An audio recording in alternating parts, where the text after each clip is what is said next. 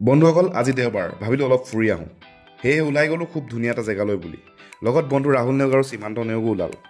আচলতে বহুত দিনৰ পৰা আহিম বুলি ভাবি আছিলোঁ পিছে মিলাহে নাছিল আৰু সেয়ে আজি আহি পালোঁ গুৱাহাটী লখৰা চাৰিআলিৰ পৰা আগলৈ থকা গড়ভঙা পাহাৰ গুৱাহাটীৰ লখৰা চাৰিআলিৰ পৰা প্ৰায় 25 কিলোমিটাৰ দূৰত হ'ব জেগাখিনি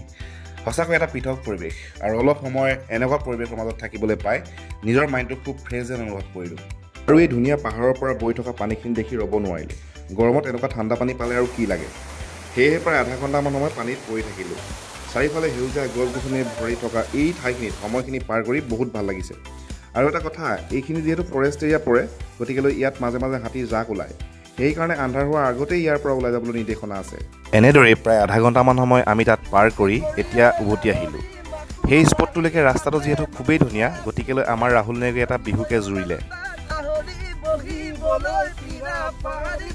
একদম ফ্ৰেছ হৈ গৈছে ফ্ৰেছ তো কাইলৈৰ পৰা আকৌ নতুন উদ্যমেৰে আমি কাম কৰি যাম কাম কৰিবলৈ আহিছোঁ যেতিয়া আমি কাম কৰি যাবই লাগিব কাম কৰিব লাগিব পইচা ভৰিব লাগিব নতুন এনাৰ্জি আহি গৈছে কাইলৈৰ পৰা